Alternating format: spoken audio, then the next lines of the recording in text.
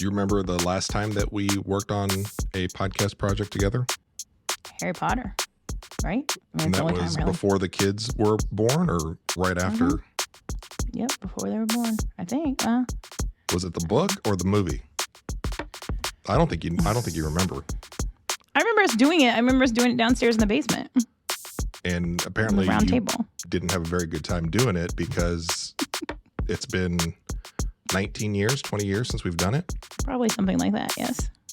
Well, let's get to the introductions of the show. This is the Tossing Salad Podcast. I am Brian Simatros, your host. And we have our first guest in a long time. This is my wife, Amy. For those of you that have been wondering, am I married? Who could possibly be married to me? Who is this person that is married to me? And as we talked about before, we have actually done a show together. We used to do, I think it was when the final Harry Potter book came out. Maybe. I think it was the book, though, for sure. Yeah. And I think we went chapter by chapter. I'll have to try to dig that out. We don't need to. Okay. Well, we had so much fun. Obviously, this is starting out so good. We had so much fun doing that podcast that I was like, what could bring us back together 20 years later to talk about on a podcast? And I figured you want to break it to everybody that why we're doing this show. Because you asked me to? No, true. I'm doing it because I was diagnosed in June with breast cancer. I had a lumpectomy. It's called breast conservation surgery nowadays. But I had that in July. And now at the end of August, I started chemotherapy. Do you think this podcast will end up better than our Harry Potter podcast? No. Yeah. So why are we doing this? And I think maybe you and I have a couple different reasons, possibly on deciding to say this might be fun if this is fun. My thing is, and we'll talk about how we got to this point this week, because this was within the last few days to where I think I pitched to you, would you want to do a podcast, just one episode right now, on going over your cancer diagnosis and treatment and where you're at, because we're kind of at the very beginning of this whole I don't know. I mean, process. Surgery was a pretty big thing. I know we're not really going to talk about surgery today, but it was a big thing. And just so everybody knows, the surgery went really well and it has not spread and there were clear margins. So the reason that I'm doing the chemotherapy is not because the cancer is serious, other than the fact that cancer is always serious. It's because I have a HER2 positive diagnosis, which means there's I probably should have looked this up, but there is an extra growth protein on the cancer cells. That means they duplicate and just spread faster. And so because of that, they really want to make sure that in case there are any little cells laying around, that we just kill them all. From the biopsy, if there was anything kind of left that the doctor wasn't able to get out. Now so before we get into some of those details, here's why we're doing the podcast on cancer. Again, the Harry Potter seemed like it was so fun that cancer seems like it would be great to follow up with. We're on our first week of your first chemo treatment. And that didn't go very well. And this is what we're going to talk about this week, is the first treatment leading up to it, and then the 6 days, 7 days after, because the next treatment that you have is tomorrow. Right. And you've been dealing with some issues daily since that first treatment, especially at night, just this anxiety panic attack that I think if people don't know who you are, and this is where you and I are completely different people, I'm one to where on my own time, I would like to be by myself. I would like to relax, not do anything, or just whatever. You're kind of like a shark. You have to be moving. You have to be doing stuff. You have to be working. And the problem is when you are not engaged physically and mentally doing things, your mind tends to race quite a bit. And I think you're struggling this past week in getting that under control. And so I thought, well, maybe if there was something like we can focus in on possibly doing a podcast, whether it's weekly, monthly, whatever, that it's something that you can kind of focus in on. And you're, I think, on top of helping you, I think this could go a long ways with other people that are going through the same thing and helping others with the experience that you're having. So that's why I pitched it to you. It wasn't because I was like, ooh, this is great content to go over. And as much as I've been on social media and I do share a lot of things, it's all very selective stuff that I share. This is obviously never something. Share me.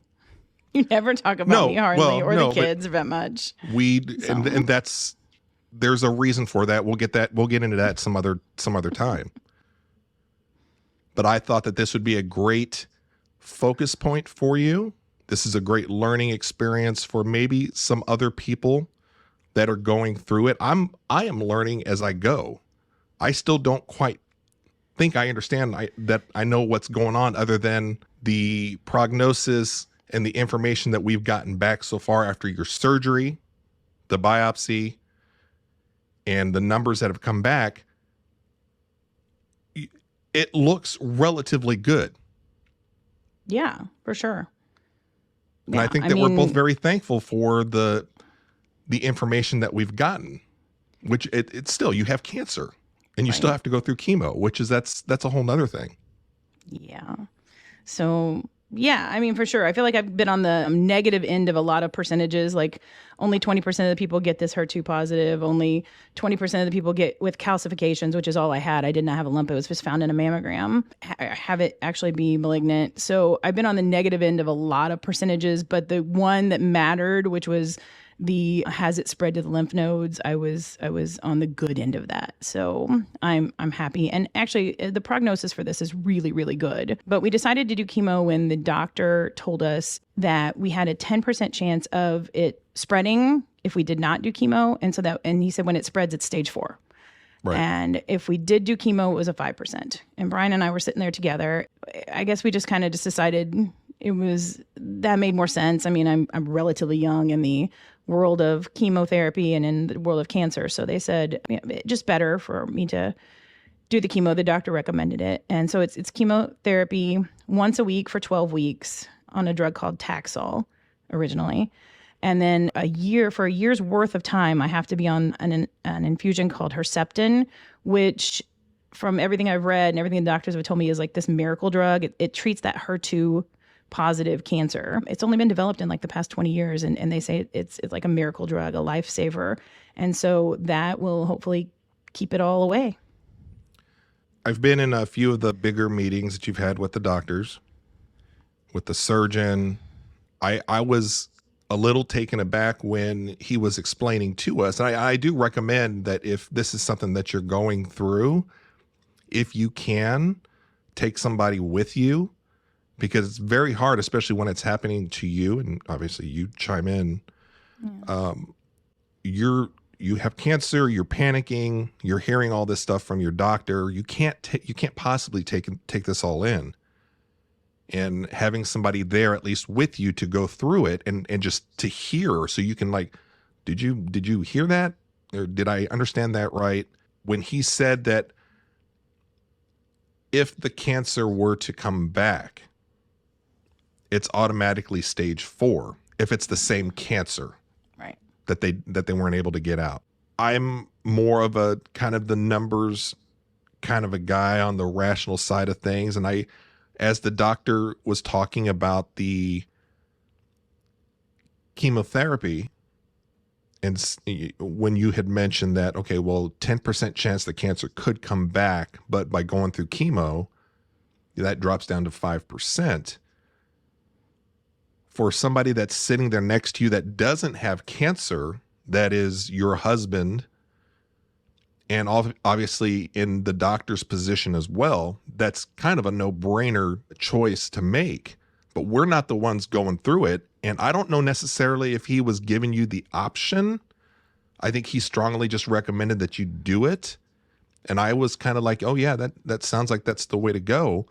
But yeah, but for somebody like you who's going through it, did you view that as an option?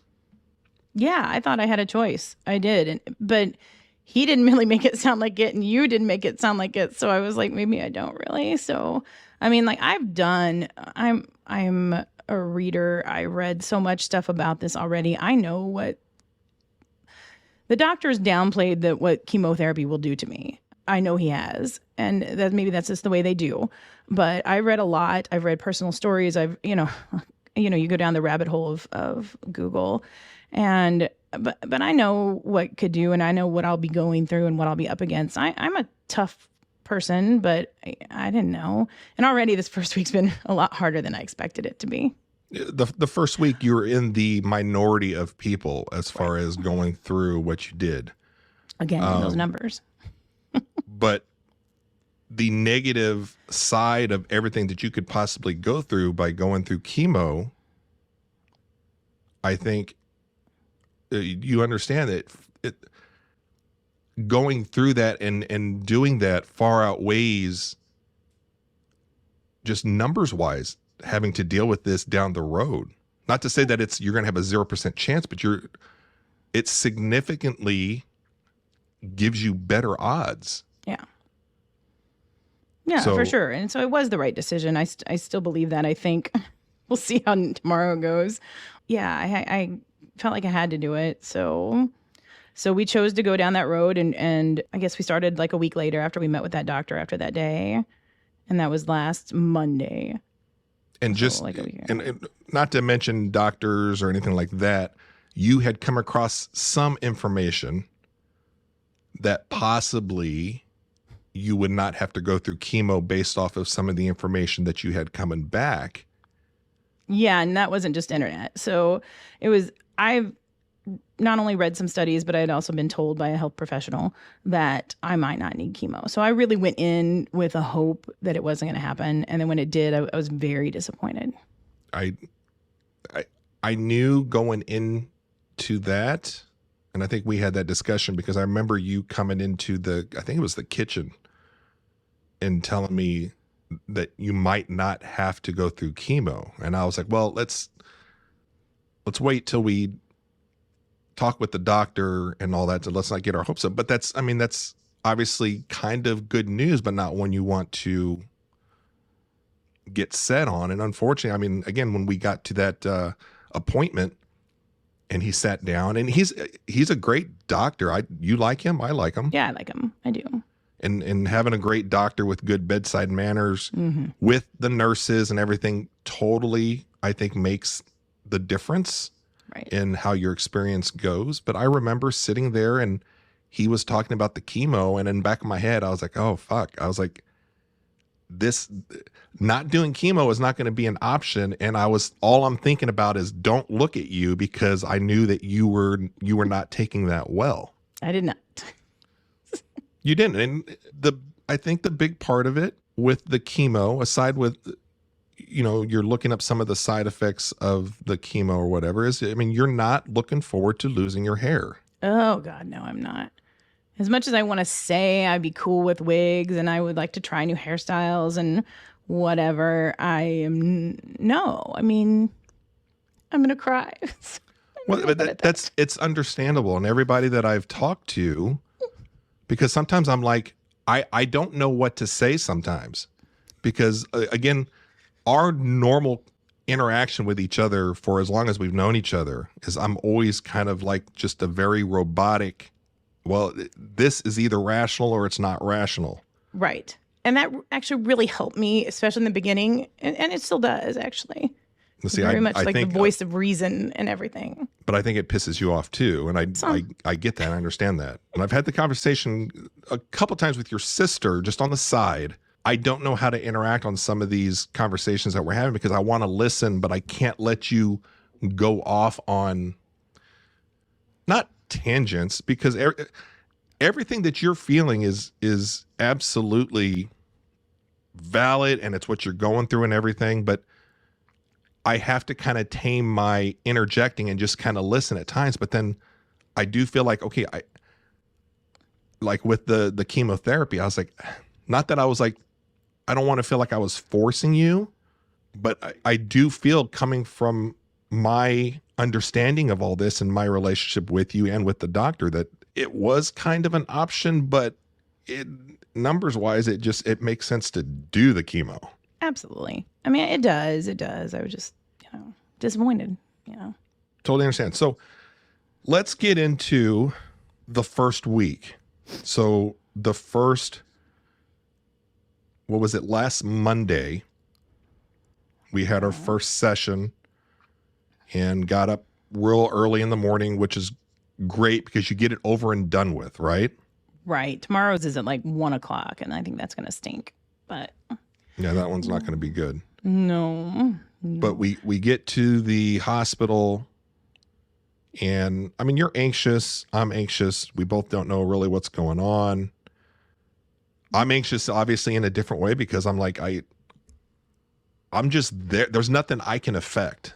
Right. There's nothing that I can do. I can just kind of just be there. And sometimes that's good. Sometimes that's bad for you, I think. It was good this time. Oh, this time. But I don't know how many more of these you're going to do, but we'll see. I thought that the hospital area that we went into, where they do is it transfusion? Infusion. Or infusion. It's kind of an open floor plan, just kind of subdivided by portable curtains or something, right? Yeah, yeah. And what was the first thing that you noticed when we walked in and you saw like where you were going to have this done? There was big windows with sunlight, and it looked out onto a garden. Right? Which is a lot better than you're going into a doctor's room with no windows. And I hate that. I'm a little bit claustrophobic, so I do hate that. No, the setting was really nice, and I got the window right next to the garden, so it was beautiful. And I was in a fine mood to start. Like I've actually handled all of this really, really well, I think. As upbeat as I can, and I feel like I've done okay, and I've never except for like deciding to do chemo, which really wasn't a decision. We just went over all that. I kind of never wavered in anything my doctors have said, and I've always just been very positive about how this is going to all turn out. Positive with my kids, positive with my friends, my coworkers, and with you as much as possible. And so I went in certainly not excited, but certainly in a good mindset. I think it was a pretty place, and the nurses were great, and the snacks were good. They brought a dog around to see me. They brought coffee around, so it was all started out great. I remember sitting there, and you were like, "I think I hear a dog," and I was like, "Oh my God, she's like hearing things now." Like there's not a dog in here because everywhere we go, you mentioned something about our dogs, and so you were like, and I was like, "There's no dog here. They're not going to have a dog where people are getting infused." Yeah, they did. And so I think I went to go to the bathroom or something. I'm like, oh my God, there is a dog here. Tilly was her name. Oh. Anyway. But yeah, you were right. I knew when we walked into that big open floor plan and I saw all the sunlight, the big windows, I was like, okay, this is going to make things a lot better for you. Yeah. And, there's a little chair that's kind of next to your chair to where I can kind of just sit and just, I guess, stare at you and watch. They've got a little TV, which I don't even know if we turned the TV on or whatever. Mm-mm. And then we've got neighbors. There was a guy behind you who was getting infused. A lady came in with her nephew, I think. Yeah, yeah. And I don't know if you were out of it yet or not, but she was on the phone and then she was talking. She was having some family issues. She was really chatty and loud and something. I don't know if she was but the fact that her nephew was there, which great for the nephew supporting her, but it sounded like she couldn't get people to go with her. Yeah. Sad. They had volunteers come around with snacks and drinks, and I felt like you did, to where I'm like, the nurses are in a good mood. Things are going great. So what was going on as you were sitting there? What was the process that they were going to put you through? Like, what were you there for to take in? a infusion of Taxol, which is a chemotherapy drug, and that was going to take about 60 minutes. And then I was going to do Herceptin. And is Taxol kind of like the main drug that most people get? It's a pretty common one. Yeah. Okay. And there are lots of different kinds of chemo. And I am no doctor. We need to preface this saying I don't really know what I'm talking about, but I've read a lot. I'm a podcaster though, so okay. It's okay. All right. Anyway, but so yes, for the kind of cancer I have, which was a very, very tiny cancer for one, and it's stage 1A, if that helps anyone. I was prescribed 12 weekly doses of Taxol at a pretty small dose compared to like some people get this chemo called the Red Devil, and it's just awful. But no, I did not get that. My doctor said it was going to be it should be pretty light. It should be pretty easy on me. I shouldn't have many side effects. In fact, he said the worst side effect is going to be losing my hair. So I was kind of okay with this. And again, that was back to the meeting that we were all sitting in the same room. And I remember he was like, because you kept saying, well, I keep reading all the, and he's like, I was like, oh, okay. And I take my cues from the doctors and the people that are kind of in charge. If they don't look worried about anything, and he's like, then that makes me feel all right about things. Right. Right. So I wasn't really expecting horrid things from chemo. That said, I had read a little bit about an allergic reaction you can have to this Taxol drug. The nurse, so she hooks you up. They give you some pre-meds to start. Benadryl is one, a steroid is one, Tylenol, and I think did I say steroid? Anyway, maybe that's it. Anyway, so they give you all these drugs to kind of just get you ready and hopefully to mitigate some of the side effects. Well, they started me up on the chemo. They're like, okay, it's going in. And as soon as they did, also the dietitian comes around to talk to you. And so we were talking with the dietitian, having a chat. It seemed to be going well. Pause just a second. There was one other decision that we had to make. I remember while we were sitting there and before they started to stick you in your hand, right? It was either each time you come in, you get it through your hand, or you get, what is that, they call it a port? Yeah, I couldn't have gotten that day. So I was going to get a hand no matter what, but I could have and could still decide to get a port if I wanted. Which is? It's a surgical procedure where they place something in you to be able to put drugs in an IV into you. Just so they don't have to keep sticking you every single time you go in. Right. A lot of people do get it. I've talked to friends of mine who've had it and they said it was very uncomfortable, and I just didn't. I just decided not to. I'm fine with the stick every time. It doesn't bother me that much. So you want me to go tell him about what happened? Well, that's why we're doing the podcast. So I had the allergic reaction that only like 10% of the people have for it. I was sitting there talking to the dietitian, and you were kind of chiming into a little bit because we were talking about your garden and all the veggies that we get from it. All of a sudden, like we my were face stretching started. the truth is what we were saying as far as how good we eat. And I do think we eat better than the average people that we know. I'm sure we do. But we do get a lot more veggies than most people that we know. But we eat plenty of bad stuff too. Well, sure. I hadn't got to that point. We just weren't focusing in on that with the dietitian. Right. So anyway, all of a sudden my face started feeling flush. It started feeling hot. Like, I don't know, I assume this has happened before. Like maybe you ran a really, really hard race in the outside. So it started feeling really hot. And then my top of my head started burning. And at that point I was like, yeah, I think we need to get a nurse. And one of you, I think you or the dietitian, grabbed the nurse. And it's a little bit of a blur what happens after here, but well, maybe not to you. You started saying you were getting hot and red, and I just having lived with you and dealing with you and travel and everything, you get hot and red everywhere we go. You complain about the air conditioning everywhere we go. True. Every hotel there's an issue. So I'm just like, oh, for Christ's sake. I remember you saying, "Oh, she has rosacea. She's fine." Well, so the dietitian, it's just me, the dietitian, and Amy. Right. And Amy's like, "Oh, I'm hot," and the dietitian looks at me. She goes, "Is she normally that red?" I was like, "She's got rosacea." I was like, and I said it like I was like, "We've been dealing with it for forever," So I couldn't tell that your face was red, but again, I'm also colorblind. True.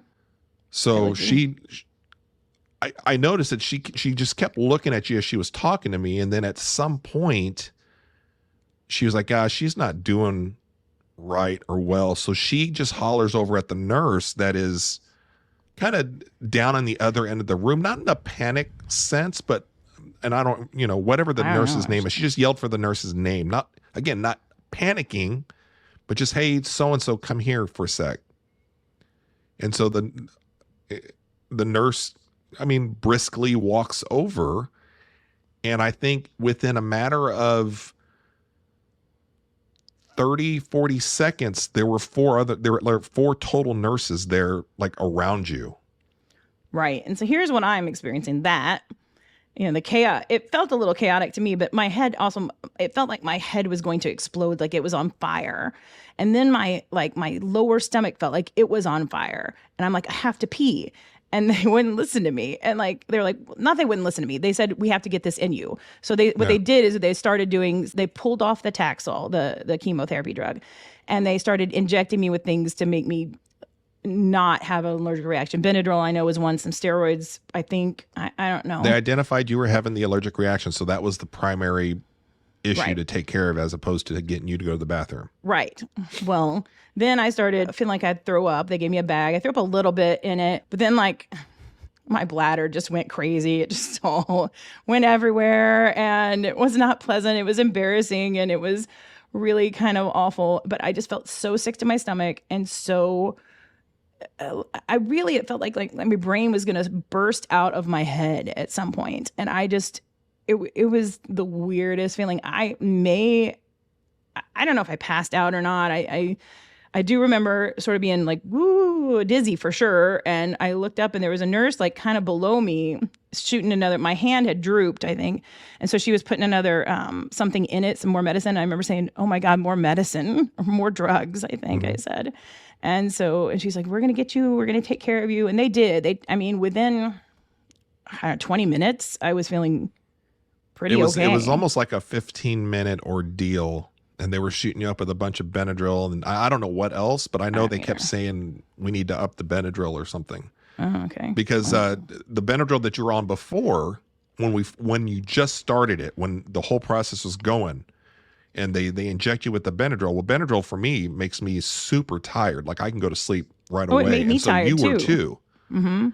When it went from 1 to 4 nurses in a matter of 30 seconds, and I told you this, I think on our drive back, alarming to see this happening to you, because I could see that, yes, there was something going wrong or something. You were having a reaction to, I didn't know at the time it was an allergic reaction or whatever. I didn't know if that was just normal. And this is why everybody says that chemo sucks, having to go through it. Oh man, if that were the case.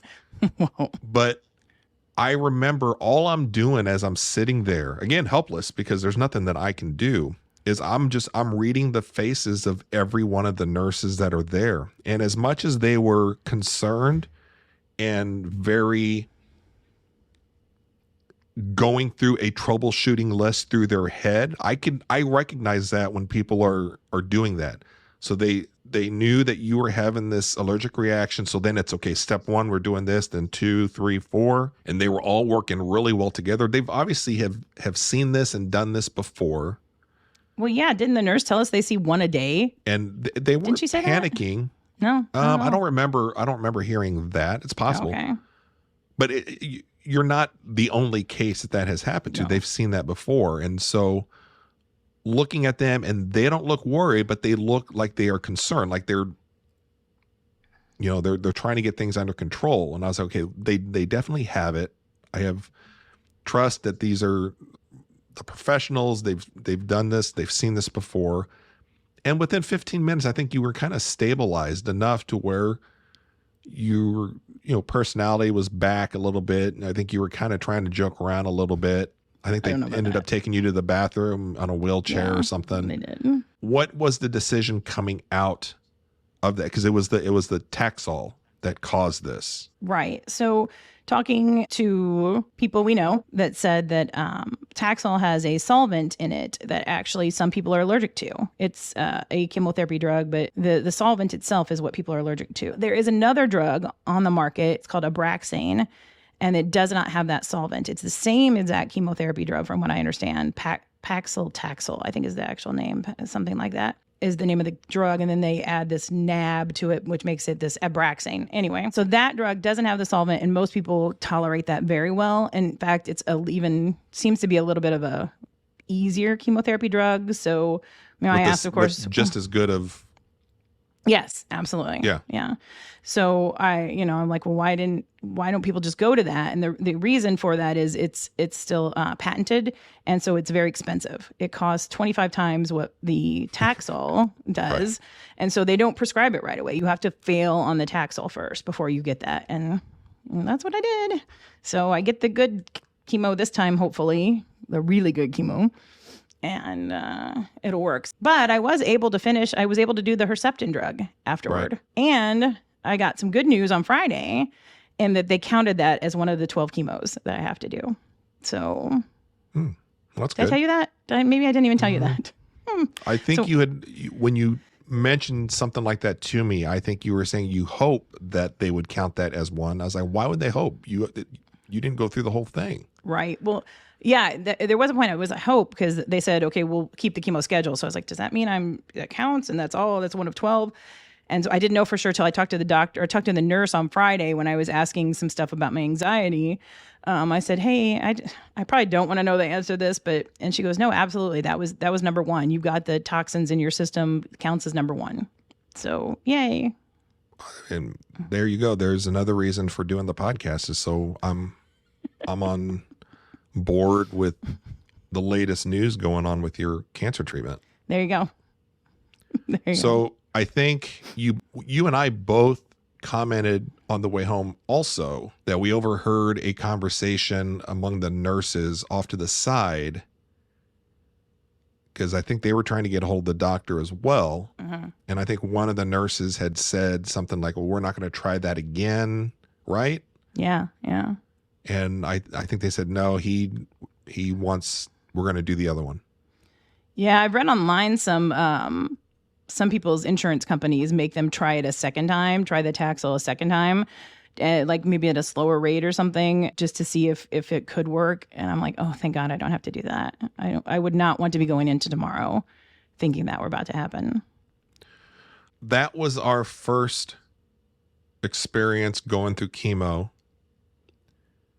And for those of you that are listening that have to go through it, are going through it, have been with others that have gone through it, and you have questions, definitely, you feel free to leave comments wherever you see the podcast here, and I'll try to go through and keep up with them and then pass it along to Amy to get some answers for you.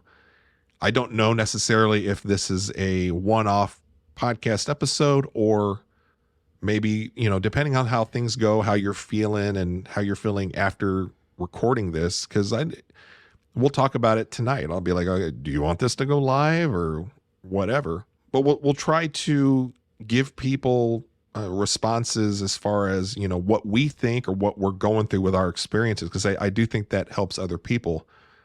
To bring the podcast to a close, let's just talk about afterward, the days after getting that first treatment. What's been the problem? Yeah, well, in the first 2 or 3 days, there was no problem. I felt fine. I felt like 100% myself. Nothing was, even that night, I felt fine. Next day, fine.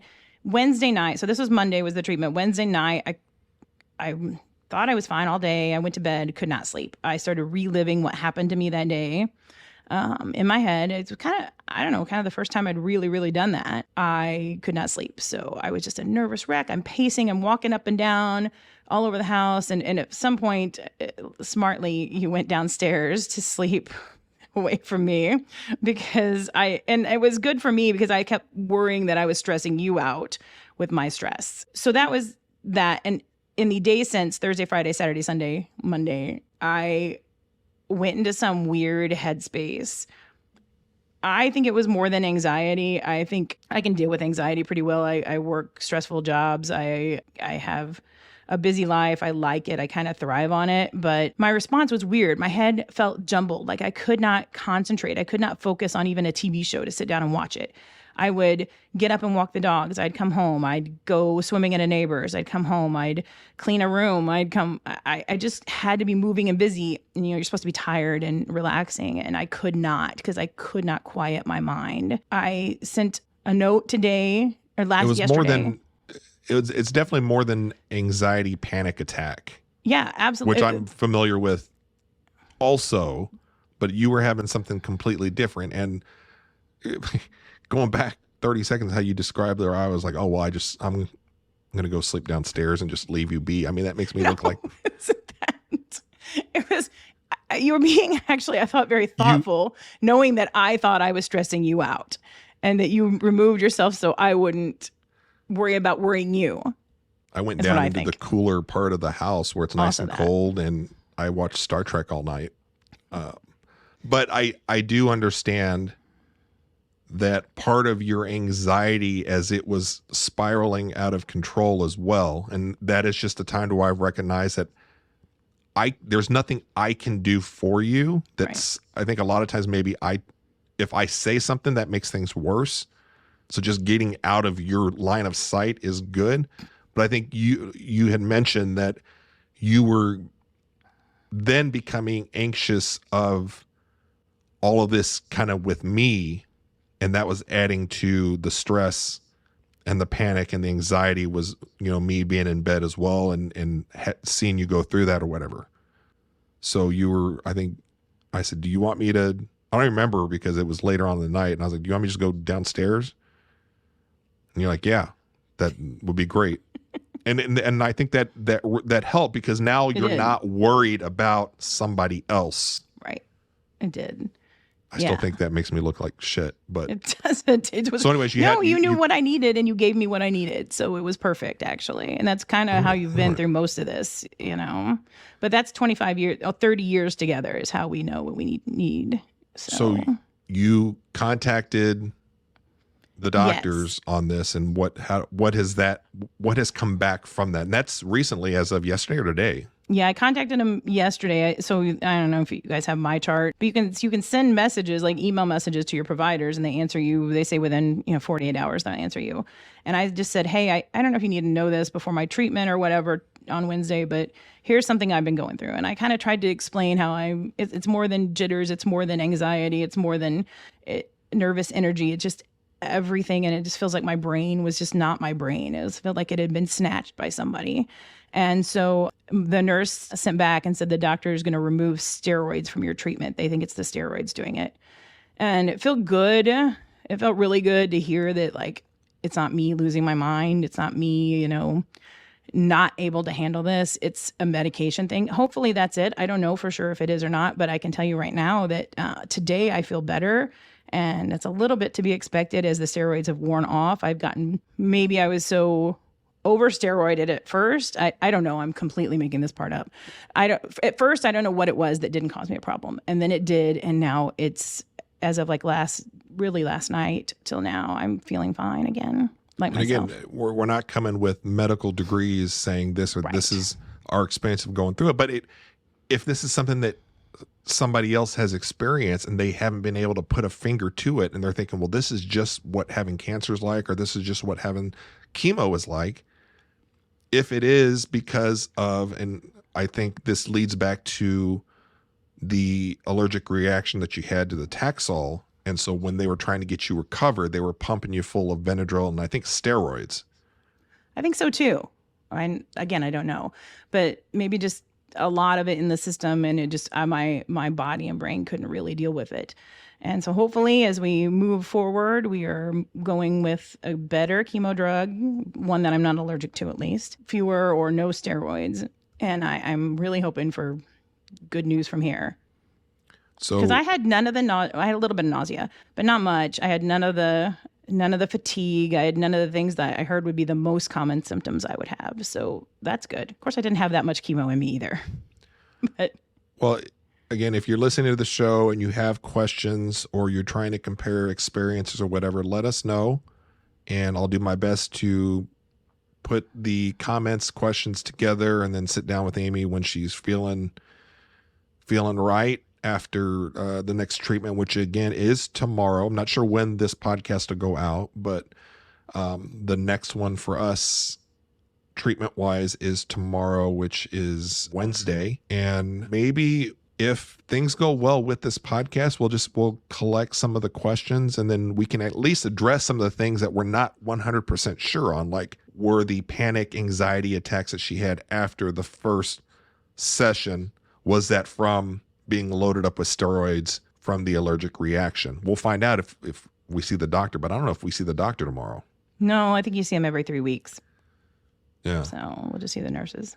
We'll ask the nurses tomorrow. But I think you're right in the fact that when you mentioned that to the nurse and then she came right back and said, yeah, the doc said he's pulling you off the steroids. So it's obviously something that they're aware of and they've seen before. Right. So hopefully tonight we'll see how you do and how you sleep, which it's going to be hard to compare, because if this was an ordinary night to where the next day we didn't have to go through chemo, but we have to get up to go do chemo tomorrow. Yeah, but I slept great last night. Yeah. If we think that the steroids have been possibly wearing off, last night was the best night I've slept probably in a year, I almost feel. I went to bed at 9:30 and didn't get up till my alarm went off at 6. Right. Which for me is late. Yeah. It's like the weird, I don't know. So this episode here is running on 45 minutes or so.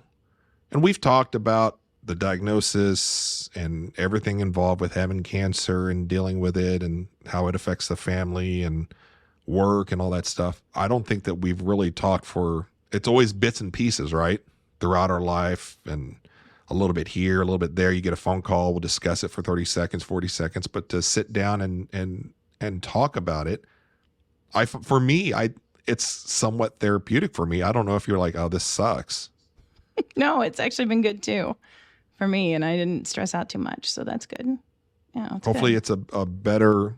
Because I don't like to be on camera, if anybody, which is why I've never really been on your podcast or your shows or your Instagram or anything. I am not a fan of being on camera, so... I'm going to have to go through the Harry Potter podcast we did just to see... Well, you weren't on camera, but I might be able to tell if you were having fun or not, because maybe it was just such a bad experience. That's why.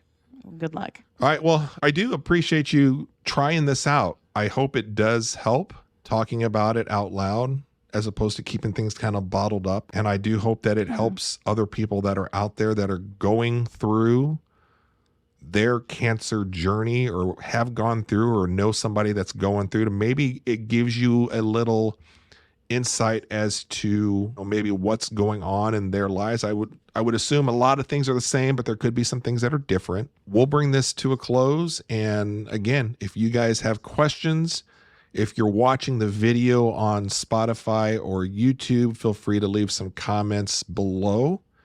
And if you're listening to this on any of the other podcast platforms, I think we're out on all of the podcast platforms. You can leave a comment there. But I think that for the full experience, I think you watch this on YouTube or Spotify, because that's the full video. And I guess that Instagram and TikTok, I try to put the clips on, but you lose context. That stuff's like super hard to do, but not that you really care at this point. You're dealing with cancer, and I'm talking about podcast clips. True. So we will see you guys on the next episode, which would be, I don't know, episode 30. Wow. You've done so many. Oh, I've been doing, you're wondering what I'm doing down in my office all the time. So this is pretty much it. I know. All right.